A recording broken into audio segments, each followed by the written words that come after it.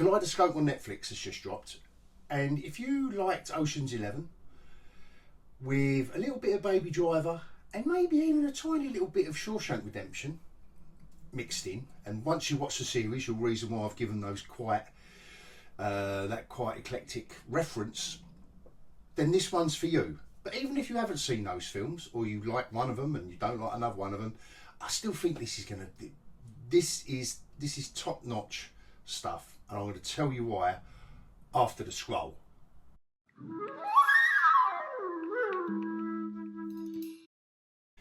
Bonjour.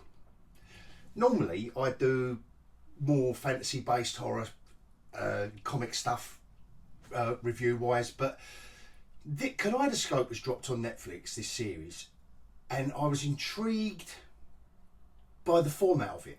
My old mate Space Lizard said, "Mate, have you heard about it?" I hadn't. I put my hands up to that. And apparently it can be watched in any order. There's 9 episodes, but the first episode is 1 minute, but you have to watch it. But what they're saying is, apart from the first episode and the last episode, all the others can be watched in any episode. All I would say to that is, I just watched them. Apart from one, I just thought I'd experiment. Apart from once, in the order they're listed at Netflix, and you know when you get to the next episode and it says watch the next episode, to be fair, I would just do that unless you fancy playing around, jumping around and testing their theory. I tested it once and it worked. The theory does work. They're self-contained episodes. Now this is going to be spoiler free, but you obviously need to know a few little details of this show. It's a heist. It's the story of the characters, the main characters, doing a heist. I will leave it at that. And it's true. Netflix have said you can view it in any order, and you can, and they have accomplished that very nicely indeed. Very nicely indeed.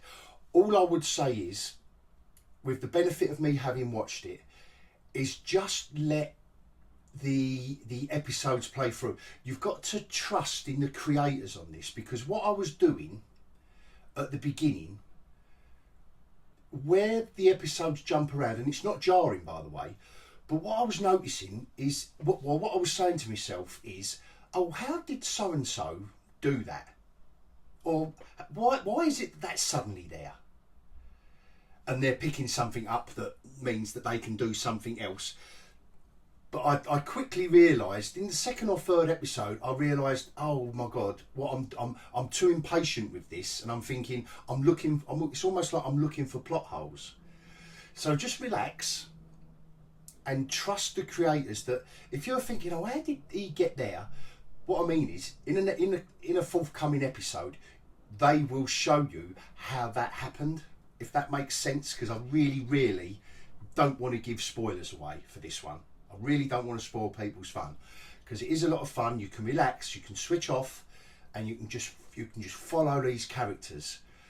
The lead character, Leo, played by Giancarlo Esposito, is superb. If you only know him from Breaking Bad and Better Call Saul, and you think he was good there, well, in this show, he's really showing off his range. And I know he's popped up elsewhere. I know that's not his sole body of work, but you know what I'm getting at. He's well known for, but he's just a real good actor. The big guy in it, like the muscle of the gang, Jai Courtney.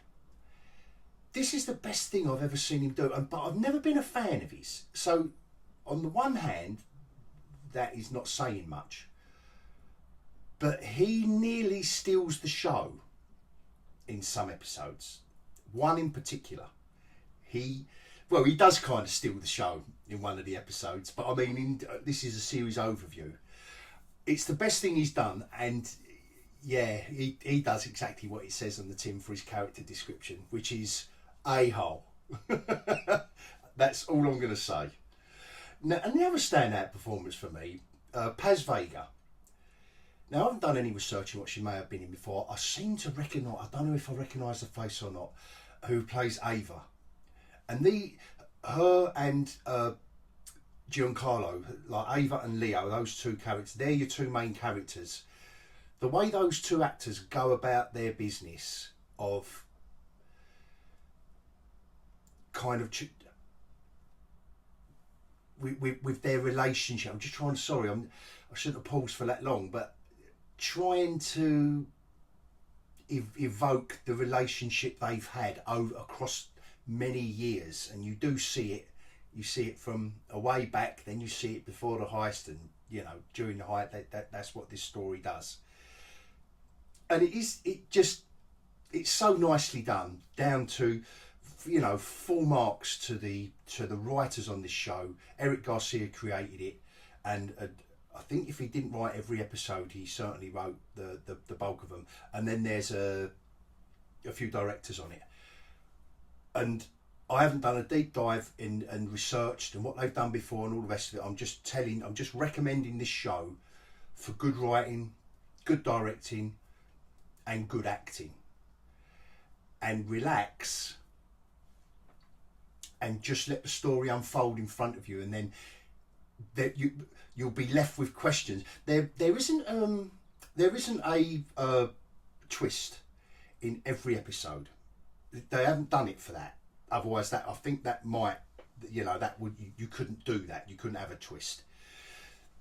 Obviously, with a heist film or a heist story, you are expecting some kind of twist at the end, and there is. It's no point saying that there isn't, and that's not a spoiler. But please don't expect it to be a twisted episode. And oh my god, it is enjoyable, but not for that. There's no cliffhangers.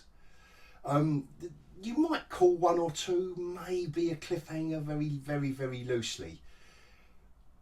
But don't get me wrong, it doesn't. It really, it's no lesser for that. It romps along, and it's not often I binge this stuff, and I did binge this. Thoroughly recommended. And I think for me this was almost like a sorbet from some of the stuff I've been reviewing recently, which is really dire, particularly the stuff from Dismal Minus. This has been a delightful sorbet where there is adult storytelling, there is adult creativity and professionalism behind the making of it and the structuring of it, and it's an adult story for adults. Loved it. Perhaps that's why I binged it. I really did need to cleanse myself of all the Dismal Minus dreary tosh that has been, well, and not just Dismal Minus, by the way. Every channel's been releasing it, and so, well, basically I'm going to leave it there because obviously I know that's light. The last thing I would mention is great soundtrack.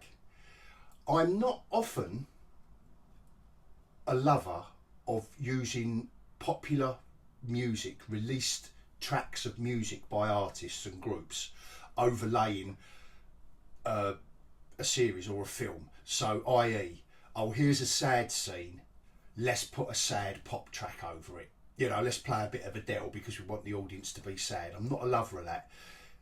But they've cleverly used the soundtrack, really adds a flavour to this that I enjoyed, like I say, and I relaxed.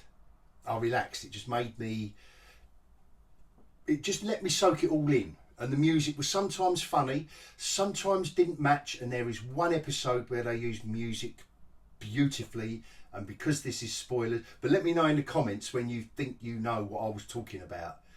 There's one episode, it is someone's demise, and the way they used the music I just thought was so well done, really well done. Other than that, I will leave it there. Like I say, this was a good 8.5, 9 out of 10 if I'm going to score it. Like my old mate Randy on the Right Advice does, I'm not a fan of scoring things, but I'm not doing a mad score like Randy. I'm doing that is a good 8.5 stroke 9 out of 10 for me, this one. And I hope and Amber, I hope you both agree. Anyway, I'm going to leave it there, and I'm going to bid you all adios.